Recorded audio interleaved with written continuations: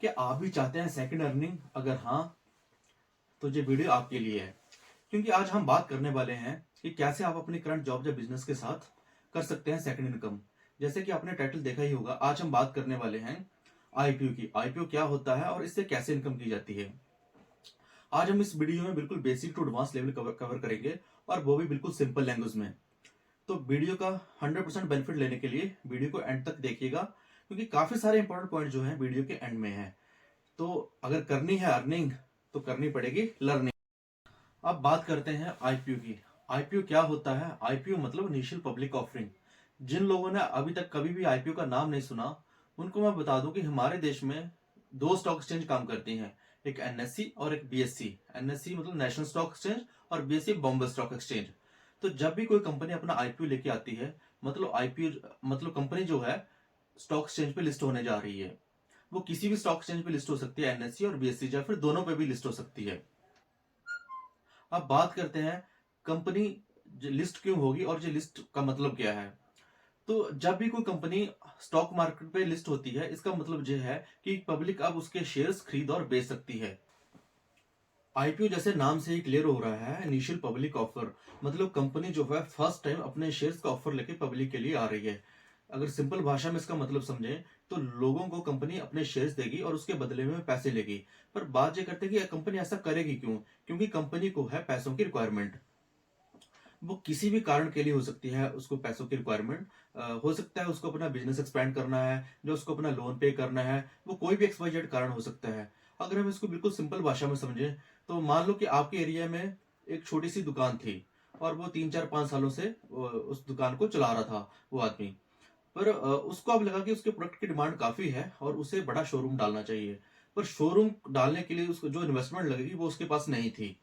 हो सकता है शोरूम डालने के लिए 50 लाख चाहिए थे या 60 लाख चाहिए था। तो उसने सोचा कि क्यों ना मैं अपने साथ कोई 5 या 6 बंदे ऐसे ले लूं, जो मुझे 10 10 लाख रुपए दे दें, और 10 लाख उसके पास था, तो मेरा जो है शोरूम डल जाएगा। तो उसने क्या किया, अपने साथ 5 बंदे जो है ऐड कर लिए, और उन 5 बंदों ने उसको 10 10 लाख रुपए दे दिया। तो उसने अपना शोरूम डाल लिया। अब क्या होगा, जो भी उस शोरूम से प्रॉफिट होगा, वो 6 बंदे आपस में जो है उसको डिस्ट्रीब्यूट कर लेंगे अपने शेयर के अकॉर्डिंगली। मान लो उनको जो है 600 रुपीज प्रॉफिट हुआ, तो वो 100 100 रुपीज जो है आपस में बांट लेंगे। तो कंपनी भी ऐसा ही करती है। कंपनी जो है आपको शेयर्स दे रही है, तो उन शेयर्स पे पर शेयर जितना प्रॉफिट होगा वो कंपनी आपको देगी। अब नेक्स्ट पॉइंट यह है कि आईपीओ कितनी तरह के निकलते हैं। तो आईपीओ दो तरह के निकलते हैं।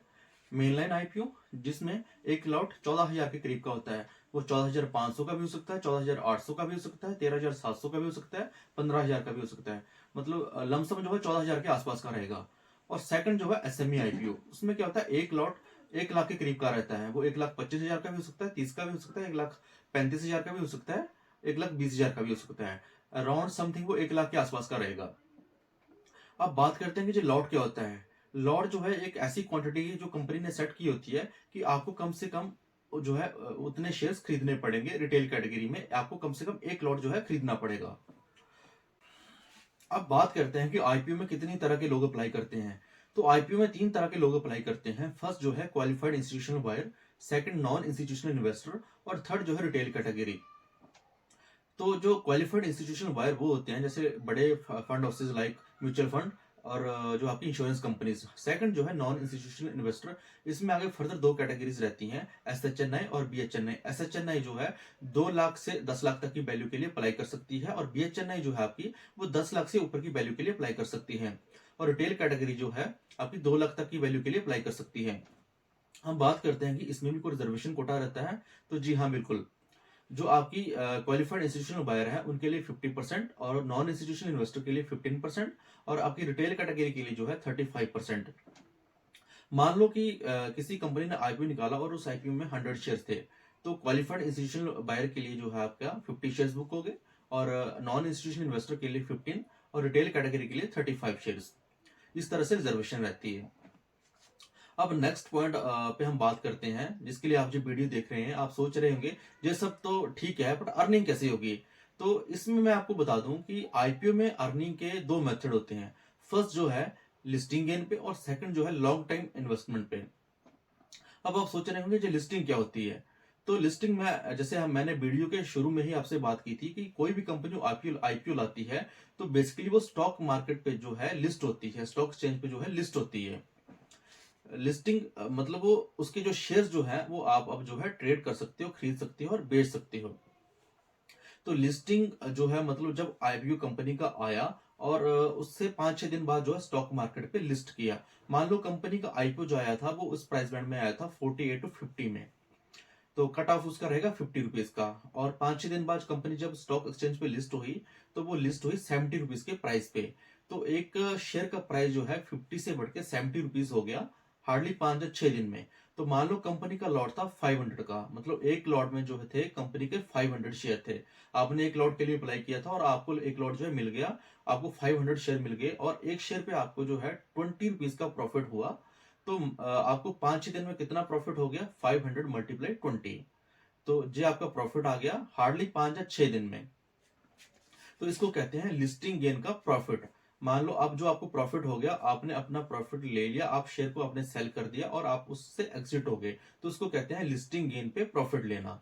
और सेकंड जो रहता है आपका लॉन्ग टर्म इन्वेस्टमेंट। तो लॉन्ग टर्म इन्वेस्टमेंट में क्या होता है, लिस्टिंग आपकी आईपीओ की लिस्टिंग होगी, बट आपने क्या किया, अपने शेयर्स को सेल नहीं किया। आपने सोचा कि मैं अभी 2-4-6 महीने या 1 साल रखूंगा, उसके बाद देखूंगा कि शेयर्स कहां तक बढ़ता है और उसके बाद जो है मोटा मुनाफा लेके इससे मैं एग्जिट करूंगा।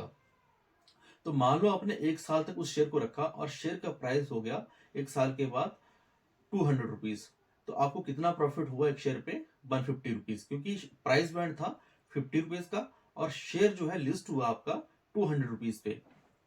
तो एक शेयर पे आपको प्रॉफिट हो गया 150 का। तो टोटल आपको कितना प्रॉफिट हो गया, 500 मल्टीप्लाई, आपका जो प्रॉफिट हो गया 500 मल्टीप्लाई 150। अगर आप चाहें कि आप जो है कुछ अमाउंट उससे निकालना चाहते हैं लिस्टिंग के दौरान और बाकी जो आप रखना चाहते हैं, तो आप ऐसे भी कर सकते हैं। मान लो आपने सोचा कि मैं अपना जो है इन्वेस्टमेंट अमाउंट जो है अपने आईपीओ पे लगाया था वो उतना निकाल लूं और बाकी जो है मैं इसमें रहने दूं, तो आप ऐसा भी कर सकते हैं। मान लो आपने 500 में से 100 शेयर जो है सेल कर दिए लिस्टिंग गेन पे ही, लिस्टिंग गेन आपने ले लिया और 100 शेयर जो है सेल कर दिया और 400 आपने लॉन्ग टर्म इन्वेस्टमेंट के लिए रख दे, तो आप ऐसा भी कर सकते हैं। उससे क्या होता है कि आपका अपना जो पैसा आपने लगाया था वो सेफ हो गया और आगे का पैसा आप थोड़ा सा रिस्क लेके जो है उसको रख सकते हैं। तो हो सकता है कि वो डबल ट्रिपल या 4 गुना भी हो जाए। तो उसमें क्या है कि आपको रिस्क नहीं रहेगा कि अगर जितना ज्यादा बढ़ गया तो भी ठीक है, अगर थोड़ा कम हो गया तो भी ठीक है। पर जे सिर्फ आप मेन लाइन आईपीओ में ही कर सकते हैं, एसएमई आईपीओ में आप ऐसा नहीं कर सकते। एसएमई आईपीओ में आपको कम से कम एक लॉट सेल करना ही पड़ेगा, मतलब आप जो है ट्रेडिंग जो है उसमें मतलब जो आप शेयर सेल करोगे वो आपको कम से कम एक लॉट करना ही पड़ेगा। मेन लाइन आईपीओ में आप कितने भी शेयर जो है सेल कर सकते हो। मान लो 500 का लॉट था तो उसमें 100 भी कर सकते हो और 200 भी कर सकते हो। बट एसएमई आईपीओ में ऐसा नहीं होगा, एसएमई आईपीओ में आपको एक लॉट पूरा का पूरा ही सेल करना पड़ेगा। अब बात करते हैं क्या किसी भी कंपनी का आईपीओ आए तो हमें अप्लाई कर देना चाहिए। तो आंसर है बिग नो, क्योंकि ऐसा नहीं है कि आईपीओ हमेशा अपने प्राइस बैंड से ऊपर ही लिस्ट होगा, वो नीचे भी हो सकता है। इसलिए किसी भी कंपनी का आईपीओ अप्लाई करने से पहले हमें करनी है उसके बारे में थोड़ी सी एनालिसिस। सबसे पहले आपको चेक करना है कि जो कंपनी अपना आईपीओ लेके आई है उसका बिजनेस क्या है और उसकी मार्केट में डिमांड कैसी है। बिजनेस मतलब कंपनी कौन सा प्रोडक्ट मैन्युफैक्चर कर रही है या कौन सी सर्विसेज दे रही है और उनकी मार्केट में डिमांड कैसी है। उसके बाद हमें कंपनी के फाइनेंशियल एनालाइज करने हैं। फाइनेंशियल में आपको चेक करना है जैसे टोटल एसेट कंपनी के क्या है, एयर ऑन एयर राइज कर रहे हैं या नहीं कर रहे हैं। अगर राइज कर रहे हैं तो वो एक अच्छा साइन है। उसके बाद हमें चेक करना है टोटल रेवेन्यू कंपनी के, और एयर ऑन एयर वो जो है आपको चेक करने हैं और वो राइज कर रहे हैं या नहीं कर रहे हैं। उसके बाद आपको चेक करना है प्रॉफिट आफ्टर टैक्स, वो भी आपको चेक करना है कि एयर ऑन एयर जो है कंपनी का प्रॉफिट आफ्टर टैक्स जो है राइज कर रहा है या नहीं कर रहा है। उसके बाद आपको जो चेक करना है debt to equity ratio. Debt to equity मतलब कंपनी के ऊपर जो लोन होता है उसको डेट कहते हैं और डिवाइडेड बाई इक्विटी उसको कहते हैं डेट टू इक्विटी रेशियो। तो डेट टू इक्विटी रेशियो जो है आपकी वो एयर ऑन एयर जो है आपकी कम होनी चाहिए। अगर वो एयर ऑन एयर कम हो रही है तो वो एक अच्छा साइन है। अगर वो बढ़ रही है तो साथ में आप ये देखो कि कंपनी का जो टोटल एसेट जो टोटल रेवेन्यू जो है कंपनी का बढ़ रहा है और प्रॉफिट आफ्टर टैक्स जो है कंपनी का बढ़ रहा है। अगर बढ़ रहा है और जो आपका डेट टू इक्विटी रेशियो है वो हल्की सी बढ़ रही है तब तो कोई मतलब कोई नेगेटिव फैक्टर नहीं है। लेकिन अगर डेट टू इक्विटी रेशियो ज्यादा बढ़ रही है लेकिन उसके कंपैरिजन में आपका प्रॉफिट आफ्टर टैक्स जो है और आपका जो टोटल रेवेन्यू है वो उतना नहीं बढ़ रहा है ईयर ऑन ईयर, तो वो एक नेगेटिव साइन है कंपनी के आईपीओ के लिए। उसके बाद आपको चेक करना है कंपनी की आरओई परसेंटेज और आरओसीई परसेंटेज। आरओई मतलब रिटर्न ऑन इक्विटी और आरओसीई मतलब रिटर्न ऑन कैपिटल एम्प्लॉयड। तो ये सारे पॉइंट जो है आपको कंपनी के चेक करने हैं, और ये सारा डेटा आपको कम से कम कंपनी का 3 to 5 years जो उस कंपनी का लास्ट हिस्ट्री है उसका कम से कम 3 to 5 years आपको चेक करना है। जैसे मार्च 2021 का डेटा आप चेक करो पहले कि टोटल एसेट जो थे मार्च 2021 में कंपनी के कितने थे। उसके बाद वो मार्च 2022 में कितने हुए, वो बढ़े, अगर बढ़े तो वो एक अच्छा साइन है। उसके बाद मार्च 2023 में चेक कीजिए कि 2021 से लेकर 2023 तक इंक्रीज हुए, तो ये कंपनी के लिए अच्छा साइन है। फिर आप जो लास्ट जो है सितंबर 2023 का डाटा भी चेक कीजिए, तो अगर वो मार्च 2021 से लेके सितंबर 2023 तक वो एयर ऑन एयर राइज किया है, तो ये कंपनी के लिए अच्छा साइन है। उसके बाद आप चेक कीजिए कंपनी का टोटल रेवेन्यू मार्च 2021 से लेके आपको सितंबर 2023 तक। जैसे मार्च 2021 में जो कंपनी के टोटल रेवेन्यू थे और अभी तक वो एयर ऑन एयर राइज कर रहे हैं, तो कंपनी के लिए एक अच्छा साइन है, कंपनी के आईपीओ के लिए वो एक अच्छा साइन है। उसके बाद आप चेक कीजिए प्रॉफिट आफ्टर टैक्स, वो भी अगर एयर ऑन एयर जो है राइज कर रहा है तो वो भी आईपीओ के लिए एक अच्छा साइन है। उसके बाद आप चेक कीजिए डेट टू इक्विटी रेशो।